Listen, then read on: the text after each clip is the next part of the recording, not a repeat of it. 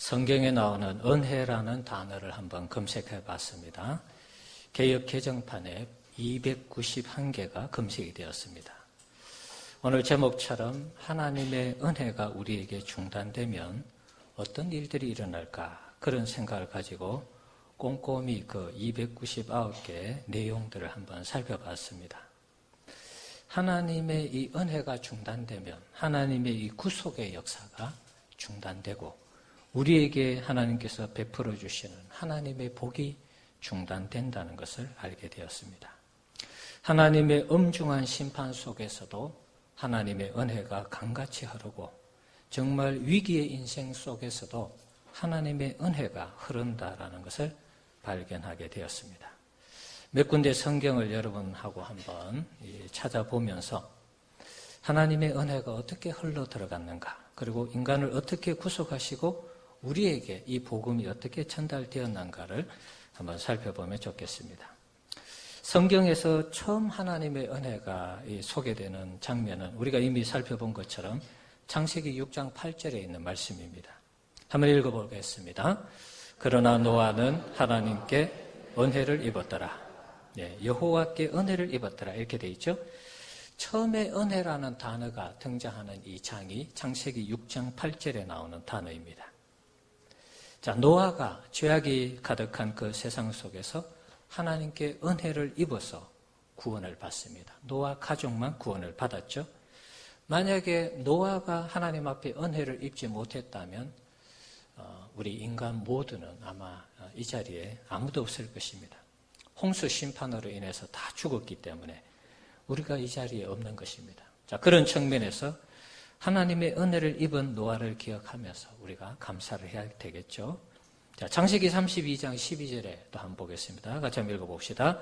주께서 말씀하시기를 내가 반드시 내게 은혜를 베풀어 내 시로 바다에 셀 수 없는 모래와 같이 많게 하리라 하셨나이다. 자, 여기에도 보면 야곱에게 은혜를 베푸셨다. 이게 이 말씀이 야곱에게 하신 말씀입니다. 그래서 내 시로 바다에 셀 수 없는 모래와 같이 많게 하겠다. 아브라함에게 그 자손이 번성할 것을 약속하셨죠. 하늘의 별처럼 바다의 모래처럼 많게 하시겠다 했는데 야곱의 때에 이르러서 12명의 자녀를 낳고 그 자녀들이 또 출가해서 70명의 가족이 됩니다. 갑자기 가족이 많이 늘어났죠. 자, 이 말씀이 하나님의 은혜로 말미암아 아브라함과 이삭과 야곱에게 약속하신 이 자손이 번성하는 이런 일들을 경험한 것을 알 수가 있습니다. 일종의 하나님의 약속의 성취라고 할 수 있겠죠. 그 다음에 창세기 39장 21절에 보면 또 이미 살펴본 말씀이죠.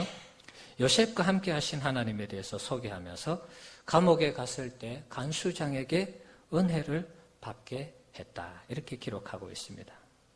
요셉이 위기의 순간에 하나님께서 은혜를 베푸셔서 보디발 장군에게 종으로 세움을 받아서 가정총무가 되게 하고 감옥에서는 간수장에게 은혜를 입어서 어려운 가운데 있었지만 꿈을 해몽하면서 애굽의 이 바로를 만나고 바로의 꿈을 해몽하면서 총리가 되었습니다. 자, 하나님의 은혜가 계속해서 어떤 한 사람에게 계속해서 부어지는 임하는 그런 모습을 볼 수 있습니다. 요셉의 이 하나님의 은혜는 개인의 어떤 그 애굽에서의 총리로서의 축복도 있지만 이 아브라함의 후손들, 그러니까 히브리 민족을 기근 가운데 구원하고자 하는 하나님의 섭리가 있어서 이 요셉을 미리 형들에 의해서 애굽으로 종으로 팔려가게 한 것이죠. 그것을 뒤돌아봤을 때에 하나님의 은혜가 이스라엘 민족을 구원하고자 하는 것으로 이어졌다는 것입니다. 출애굽기 1장 20절의 말씀을 보시면 한번 읽어보겠습니다. 하나님이 그 산파들에게 은혜를 베푸시니 그 백성은 번성하고 매우 강해지니라. 애굽의 바로가 이스라엘 나라가 자꾸 종살이하면서 자손이 자꾸 번성하니까 도리어 반란이 일어나서 우리나라를 어떻게 하는 거 아닌가 그래서 남자아이를 다 죽이라고 했죠. 그런데 이 산파가 은혜를 입어서 산파에게 하나님께서 은혜를 베푸셔서 이스라엘 민족을 살려주시는 그런 장면입니다. 남자아이가 태어나면 무조건 죽이라고 했는데 산파가 아주 지혜롭게 애굽의 여인보다 히브리 여인들은 더 건장해서 산파가 오기 전에 아이를 낳는다. 그렇게 이유를 대면서 아이를 살렸습니다. 그리고 산파들도 하나님을 두려워해서 이스라엘 백성들의 아이를 죽이는 것을 원하지 않았습니다. 산파들이 살려준 아이들 중에 누가 있었습니까? 모세가 있었던 것입니다. 모세가 이스라엘 민족을 출애굽할 때에 민족의 지도자로 세움을 받죠. 그러니까 하나님의 은혜가 한 사람 한 사람에게 임하지만 그 한 사람 한 사람에게 임한 은혜가 민족을 구원하고 민족을 세워가는 이런 장면을 볼 수가 있습니다. 룻기서 2장 10절에 있는 말씀인데 한번 보시면은 룻에게 보아스가 은혜를 베푸는 장면입니다. 읽어봅시다. 룻이 엎드려 얼굴을 땅에 대고 절하며 그에게 이르되 나는 이방 여인이거늘 당신이 어찌하여 내게 은혜를 베푸시며 나를 돌보시나이까. 아멘. 자, 보아스가 나오미, 시어머니 나오미와 이 룻이라는 여인 두 과부가 모압 땅에서 왔을 때 불쌍히 여겨서 돌봐주었습니다. 사실은 돌볼 이유가 없음에도 불구하고 은혜로 돌본 것입니다. 그것을 구약 성경에서 제가 헤세드라 그런 말씀을 드렸죠. 책임질 이유가 없음에도 불구하고 관심을 갖고 그 사람들을 사랑하고 세워가는, 챙겨주는 그런 모습입니다. 자, 그래서 결국 나중에 보아스와 룻이 결혼을 하면서 그 사이에 누가 태어납니까? 물론 4대 후에 태어나는 아이지만 다윗이 태어나게 됩니다. 그러니까 룻에게 하나님께서 보아스를 통해서 베푸시는 은혜가 있었기 때문에 두 사람이 만나게 되었고 두 사람이 만나서 나중에 다윗 왕을 태어나게 하는 이런 은혜를 입게 되는 것입니다. 다윗은 예수님의 조상이죠. 그렇게 치면 보아스가 룻에게 베푼 이 은혜는 놀라운 은혜라고 볼 수 있는 것입니다. 사무엘상 3장 6절에도 보면 한번 보여주실래요? 읽어봅시다. 솔로몬이 이르되 주의 종 내 아버지 다윗이 성실과 공의와 정직한 마음으로 주와 함께 주 앞에서 행함으로 주께서 그에게 큰 은혜를 베푸셨고 주께서 또 그를 위하여 이 큰 은혜를 항상 주사 오늘과 같이 그의 자리에 앉을 아들을 그에게 주셨나이다. 아멘. 자, 다윗에게 하나님께서 계속해서 큰 은혜를 베푸셨다 그랬죠. 다윗에게도 은혜를 베풀었고 특별히 자기에게도 다윗의 아들인 솔로몬 자신에게도 왕위를 물려주는 이런 은혜를 베푸셨다라고 고백하고 있습니다. 솔로몬은 다윗의 아들이었지만 바세바와의 관계 속에서 태어난 아들이죠. 첫째 아이는 아이가 죽었습니다. 두 번째 태어난 아이가 이 솔로몬이라고 볼 수 있겠죠. 자, 그런데 어떻게 보면 불륜을 통해서 만난 그런 만남이잖아요. 그런데 하나님께서 거기에서 태어난 이 솔로몬을 다윗 다음에 왕으로 세운 것입니다. 그래서 솔로몬 입장에서는 이것이 하나님의 은혜가 되는 것이죠. 그래서 왕이 되었을 때 다윗에게 베푸신 그 은혜 때문에 자기도 은혜를 입어서 왕이 되었다. 이렇게 고백하는 것입니다. 느헤미야 1장 11절에 보면 느헤미야가 예루살렘의 성문이 회파되었다는 소식을 듣고 하나님 앞에 기도했습니다. 이 사람들 앞에서 은혜를 입게 하옵소서 기도했습니다. 자, 그때 왕을 섬길 수 있는 술관원이 되었다 그랬죠. 느헤미야가 하나님께 은혜를 입은 다음에 유다 총독으로 가게 되는데요. 가서 예루살렘 성벽을 준공하는 일을 하게 됩니다. 위기의 이 이스라엘 백성들, 이 공동체를 회복하는 일에 이 느헤미야가 아름답게 쓰임받는 것을 볼 수 있습니다. 에스라 같은 경우에도 에스라 2장 9절에 보면 헤게라는 내시가 있었습니다. 왕후 와스디가 폐위된 다음에 새로운 왕후를 이 아하수에로 왕의 왕후를 뽑을 때에 이 헤게라는 내시가 은혜를 입어서 에스더에게 은혜를 베푸는 그런 장면을 볼 수 있습니다. 이 처녀를 좋게 보고 은혜를 베풀어 이렇게 되어 있죠. 그래서 에스더가 이 내시 헤게의 도움을 받아서 왕후가 되는 것입니다. 그래서 나중에 하만이 유대 민족을 다 전멸하려고 할 때에 왕후 에스더가 유대 민족을 구원하게 됩니다. 하나님의 은혜가 계속해서 한 사람에게 흐르는 것 같지만 이 한 사람 때문에 민족이 살고 나라가 살고 국가가 새로워지는 이런 은혜를 계속해서 보여주고 있습니다.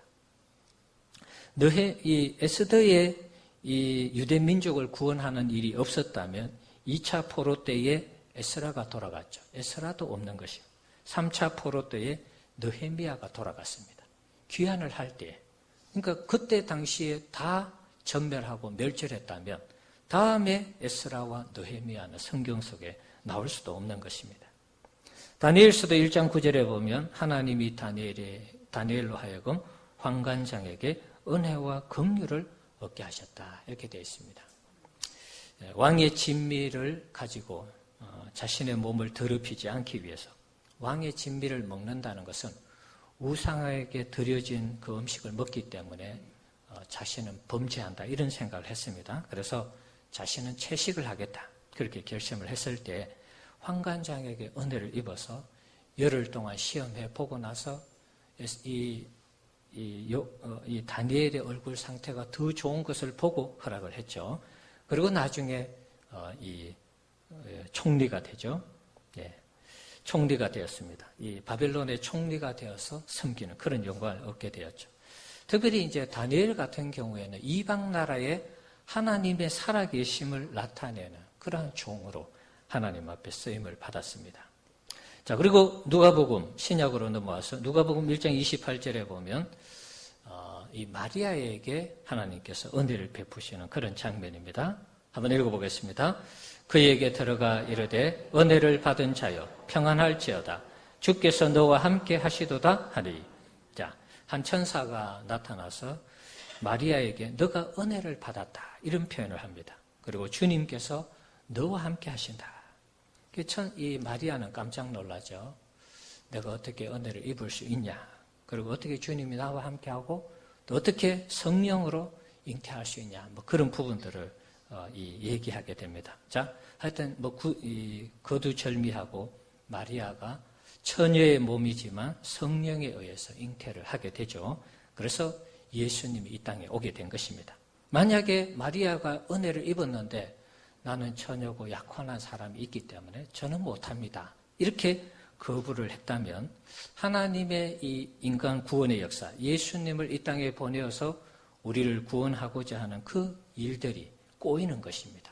물론 하나님은 전능하신 분이시니까 또 다른 사람을 찾겠죠. 인간적인 관점에서 제가 얘기하는 것입니다. 자, 그런 측면에서 마리아가 은혜를 입었다라는 이 표현 속에서 마리아가 그것을 수용한 것입니다. 마리아가 은혜를 입어서 수태고지하는 그 천사에게 자기가 그대로 하겠다 했을 때 아기 예수님이 마리아를 통해서 이 땅에 오게 된 것입니다. 그래서 우리를 위해서 예수님이 오시고 십자가에 죽으시고 부활하시고 성천하신 것입니다. 한 사람에게 은혜를 하나님께서 베푸실 때 그 한 사람뿐만 아니라 모든 인류의 구원까지 거기에 달려있다는 것을 알 수 있습니다. 신약 성경에서 최고 은혜의 수혜자라면 사도 바울이겠죠. 바울은 예수를 핍박하고 예수 믿는 사람들을 박해했습니다. 하나님 우편의 보좌에 앉아 계신 예수님이 이것을 보면서 심판을 해도 무방했는데 다메섹으로 가는 길 중에 그를 만나고 그에게 나타내시고 그리고 그를 하나님의 자녀로 백성으로 삼아주시고 이방인의 사도로 세워서 유럽을 복음화하도록 했습니다. 엄청난 고생을 하고 수고를 하고 또 목숨의 위협을 받는 이런 많은 일들을 했지만 바울이 어떻게 고백했습니까? 고린도전서 15장 10절 같이 한번 읽어보겠습니다. 그러나 내가 나의 나된 것은 하나님의 은혜로 된 것이니 내게 주신 그 은혜가 헛되지 아니하여 내가 모든 사도보다 더 많이 수고하였으나 내가 한 것이 아니요 오직 나와 함께 하신 하나님의 은혜로다. 아멘. 자, 자신이 하나님 앞에 부름을 받아서 많은 수고를 했지만 하나님의 은혜로 감당했다라고 고백을 하고 있습니다. 사도 바울이 하나님께 은혜를 입어서 유럽을 복음하는 일에 귀하게 쓰임을 받았습니다. 하나님의 은혜가 이 구약이든 신약이든 어떤 한 사람에게 강같이 흘러서 자신뿐만 아니라 나라와 민족을 구원하는, 더 나아가서 우리 인류 전체를 구원하는 하나님의 역사로 이어졌다는 것입니다. 우리가 구원을 받음에 있어서도 하나님의 은혜가 필수적입니다. 에베소서 2장 8절 말씀 한번 보여주시기 바랍니다. 같이 한번 읽어봅시다. 너희는 그 은혜에 의하여 믿음으로 말미암아 구원을 받았으니 이것은 너희에게서 난 것이 아니요 하나님의 선물이라. 자, 믿음으로 우리가 구원을 받는데 이것도 하나님의 은혜에 의하여서 구원을 받는다. 그런 얘기입니다. 자, 하나님의 은혜가 무엇인가? 이 2장 8절 말씀을 근거로 하면 쉽게 표현하면 하나님의 선물입니다. 선물. 우리를 하나님의 자녀로 백성으로 삼으셔서 하나님의 나라, 영원한 천국까지 이르게 하는 이 선물을 우리에게 주신 것, 이것이 하나님의 은혜라 이렇게 표현할 수 있습니다. 그리고 이 은혜라는 것은 받을 수 없는 자가 무조건적인 선택에 의해서 하나님이 무조건적으로 주시는 것입니다. 길을 가다가 여러분이 생전 보지도 듣지도 못한 사람이 여러분을 만났어요. 당신에게 오늘 10억을 이 유산으로 10억을 내가 그냥 그저 드릴게요. 그러면 여러분 어떻게 생각하시겠습니까? 그게 진짜라면 어마어마한 복을 받는 것이죠, 여러분. 아무도 모르는 사람이, 안면도 전혀 없는 사람이 그냥 나를 선택해서 10억을 주겠다. 엄청난 선물이죠. 그런 걸 가리키는 것입니다.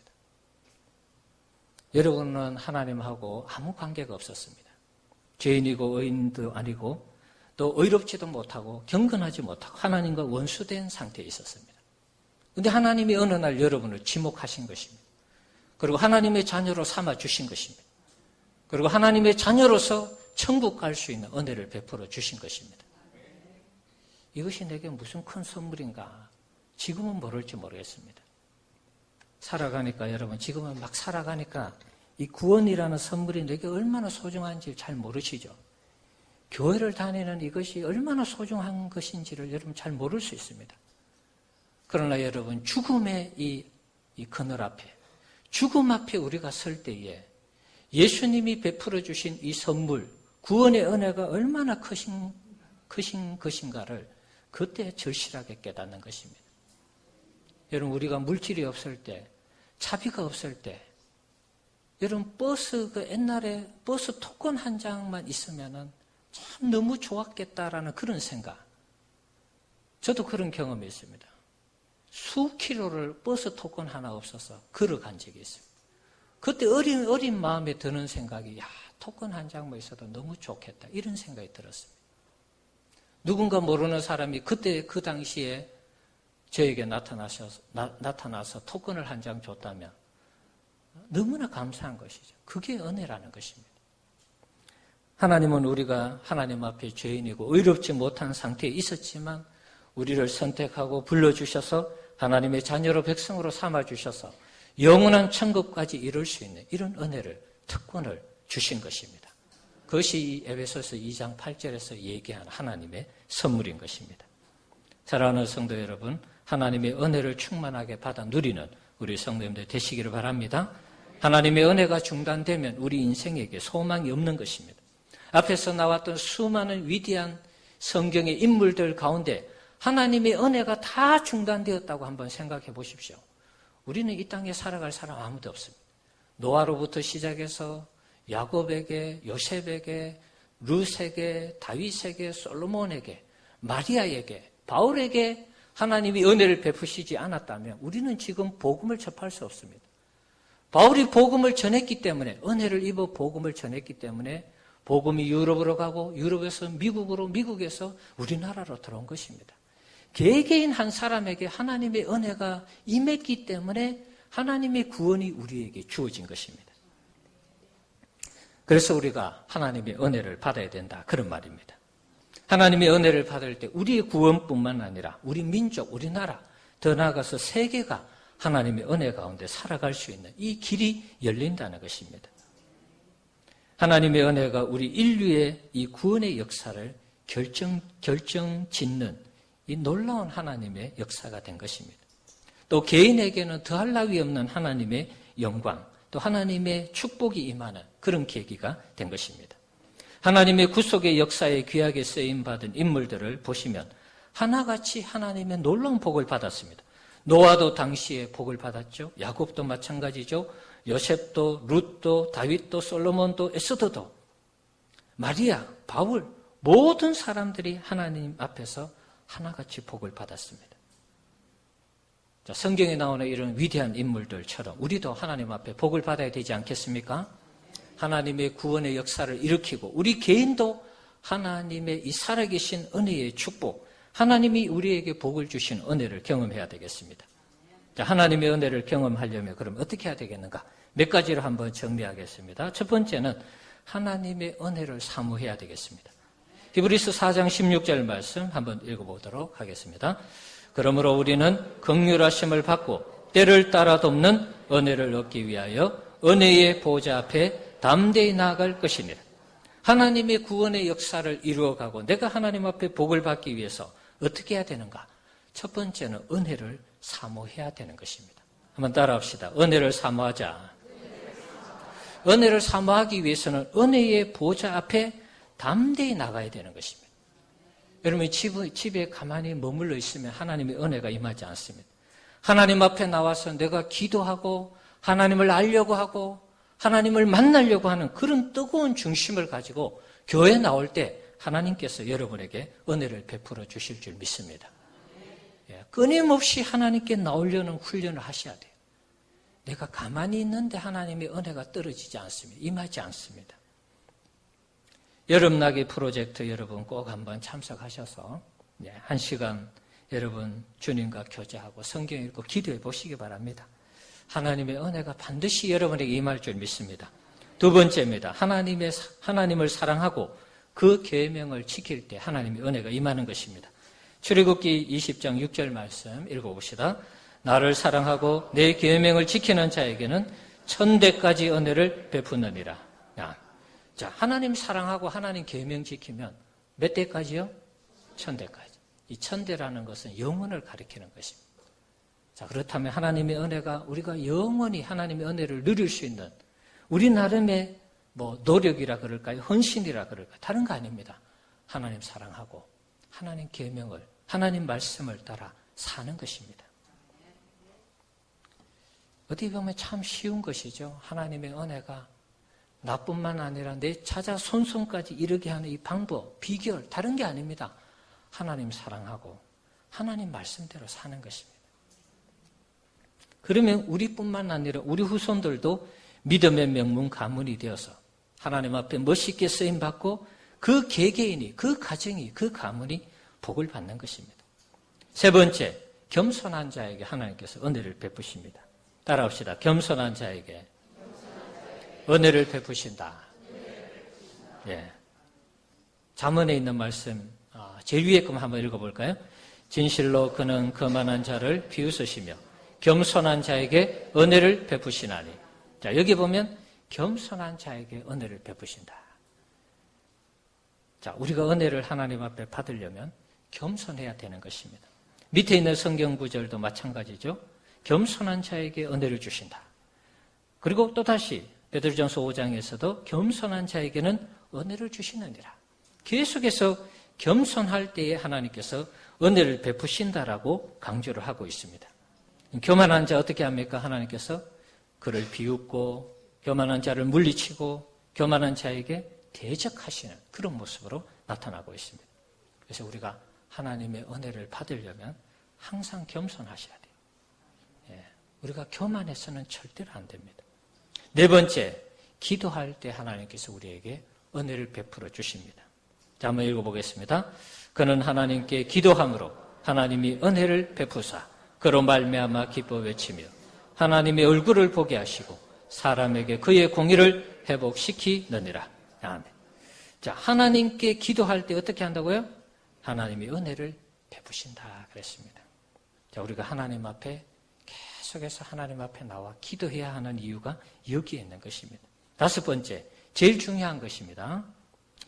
자, 이때까지 얘기했던 거 네 가지죠. 은혜를 사모하고 하나님 사랑하고 계명을 지키고 겸손하고 기도하는 거. 우리의 노력이 동원되는, 우리의 의지가 발동되어야 하는 부분들입니다.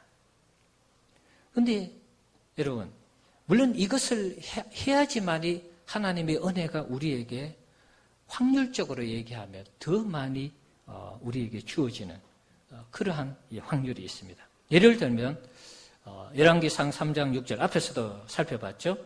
하나님이 다윗에게 은혜를 베풀어 주셨을 때 어떻게 다윗이 무엇을 했길래 은혜를 주셨습니까? 이 말씀을 보면 주의 종 내 아버지 다윗이 성실과 공의와 정직한 마음으로 주와 함께 주 앞에 행함으로, 아까 그랬죠. 하나님 사랑하고 하나님 계명을 지킬 때 천대까지 은혜를 베푼다 그랬잖아요.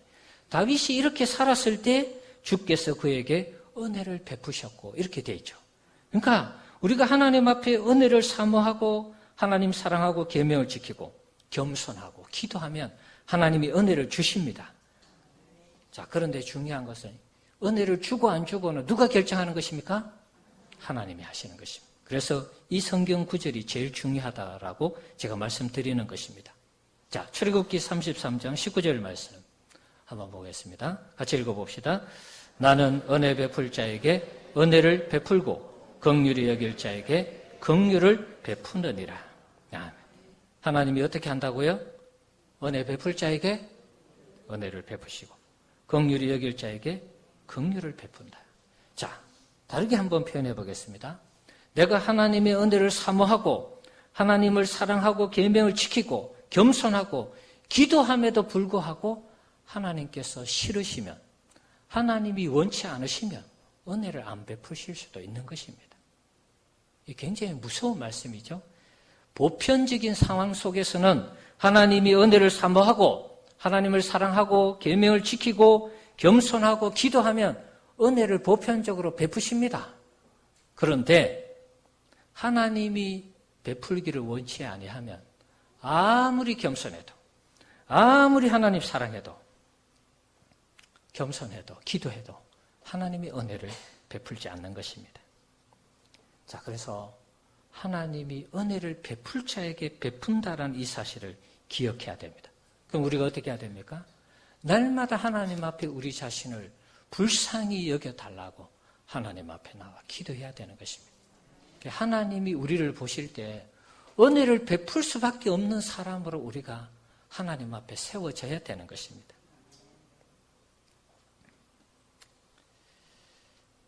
자, 그래서 우리에게 하나님의 은혜가 필요한데요. 하나님의 은혜를 사모하고 또 하나님을 사랑하고 계명을 지키고 겸손하게 기도하면 하나님이 보편적으로 은혜를 베풀어 주십니다. 이 사실을 여러분 꼭 기억하시고요. 다만 그 주권이 하나님에게 있다는 이 사실을 기억해야 됩니다. 우리가 하나님 앞에 잘 쓰임 받다가도 정말 내가 하나님의 은혜를 입어서 정말 내가 잘 되고 있구나, 잘 쓰임 받고 있구나, 하나님 나에게 축복을 주시구나, 그러다가 우리가 교만에 들 수 있어요. 나밖에 없어. 그때 하나님이 또 보는 것입니다. 이 사람한테 내가 더 이상 은혜를 베풀어서는 안 되겠구나. 그러면 안 베푸는 것입니다. 그러면 우리가 정말 인생이 비참해지는 것입니다. 그래서 우리 인생이 비참해도 지금 희망과 소망을 가질 수 있는 것은 여러분이 인생을 살아가면서 나는 왜 이럴까? 여러분 자신에 대해서 마음에 들지 않는 분들이 있을지 모르겠어요. 나에게 어떤 희망이 있을까? 소망이 있을까? 그런 생각하실 수 있죠. 여러분, 하나님이 여러분에게 은혜를 베풀기 시작하면 여러분의 인생이 완전히 달라지는 것입니다. 하나님이 여러분에게 은혜를 베풀고자 하면 그랬잖아요. 앞에 다윗은 목동이었는데 왕이 되었습니다. 요셉은 감옥에서 평생을 지내야 되는데 애굽의 총리가 되었습니다.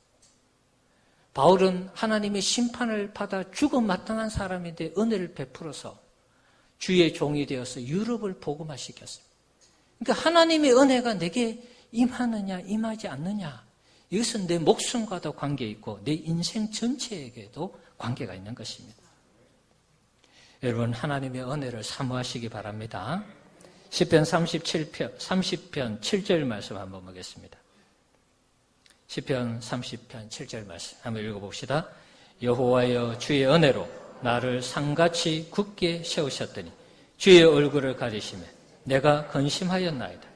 자, 여호와여 주의 은혜로 나를 어떻게 세웠다고요? 산같이. 산은 무엇입니까? 든든하고 무너지지 않고 흔들리지 않는 것을 표현하는 것이죠. 우리가 하나님의 은혜를 충만하게 받으면 이런 삶을 살아갈 수 있다는 것입니다. 흔들리지 않는, 요동하지 않는 그런 인생이 될 수 있다는 것입니다.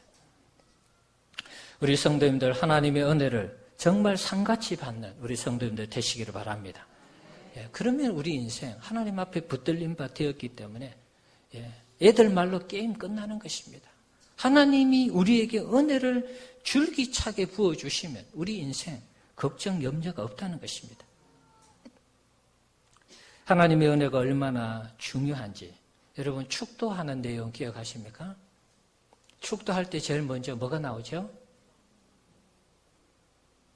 축도할 때 주 예수 그리스도의 은혜와 하나님의 사랑과 성령의 위로교통 충만하심 이렇게 나가죠. 축도할 때 제일 먼저 하나님의 은혜가 나오는 것이 왜 그렇습니까? 그만큼 중요하다는 것입니다. 하나님의 은혜가 우리에게 중단되면 우리 인생 아무것도 안 된다는 것입니다. 신약 성경 요한계시록 제일 마지막에 무슨 말씀이 있는지 아십니까? 주 예수여 오시옵소서. 이 말씀이 있는 줄 알죠? 아닙니다. 그거는 21장 20절에 있는 말씀이에요. 22장 20절에 있는 말씀이에요. 자, 제일 마지막에 있는 말씀 한번 보겠습니다. 읽어봅시다. 주 예수의 은혜가 모든 자에게 있을지어다. 신약 성경 제일 마지막 부분에 주 예수의 은혜가 모든 자에게 있을지어다. 사도 요한이 성도들을 향해서 예수님 오실 때까지 믿음으로 살 것을 축복하면서 주의 은혜가 너희들에게 계속 있기를 원한다. 그러면서 신약 성경을 마치고 있습니다. 주님의 은혜가 우리에게 너무나 절실한 것입니다. 오늘 본문 시편 77편으로 돌아와서 하나님의 이 은혜가 얼마나 중요하기에 시편 77편에 우리 본문 한번 보여주실래요? 이 말씀을 보시면 시편 기자는 이렇게 고백하고 있습니다. 주께서 영원히 버리실까? 다시는 은혜를 베풀지 아니하실까? 그의 인자하심은 영원히 끝났는가? 그의 약속하심도 영구히 패하였는가? 하나님이 그가 베푸실 은혜를 잊으셨는가? 노하심으로 그가 베푸실 긍휼을 거치셨는가 하였나이다. 하나님께서 은혜를 베풀지 아니하실까? 노심초사하는 이 시편 기자 아삽의 이 모습을 우리가 이 본문 말씀에서 볼 수 있는 것입니다. 하나님이 나에게 은혜를 베푸지는 아니하실까? 하나님이 내게 베푸시는 은혜를 잊으신 것은 아닐까? 정말 하나님 앞에서 이런 일이 있어서는 안 되는데 그러면서 하나님 앞에 호소하는 그런 내용입니다. 저는 감히 여러분에게 말씀드릴 수 있습니다. 여러분이 이 세상을 살아가면서 하루에 10시간 동안 나름대로 열심히 일하는 그런 부분들이 있어서 여러분이 하나님 앞에 나와서 은혜를 구하고 하나님이 여러분에게 은혜를 주실 때 여러분 10시간 일하는 것보다 하나님의 은혜가 임하는 그 효과는 말로 표현할 수 없는 것입니다. 그래서 하나님의 은혜를 우리가 사모해야 된다는 것입니다. 우리 성도님들 하나님의 은혜가 임하면 우리는 그때 하나님의 은혜를 마음껏 누리게 될 것입니다. 그 은혜로 일하게 되고 그 은혜로 하나님께 영광을 돌리게 되고 그 은혜로 우리가 하나님 앞에 마음껏 쓰임을 받게 되는 것입니다. 우리 성도님들 하나님의 은혜를 사모하시면서 여러분 기도에 참여하시고 예배에 참여하시고 하나님 앞에 나와서 여러분 예배 드리시기를 바랍니다. 하나님이 우리에게 은혜를 주실 때 우리는 세상이 감당하지 못하는 그리스도인이 되는 것입니다. 하나님의 은혜를 사모하는 우리 모든 성도님들 되시기를 주의 이름으로 축원합니다.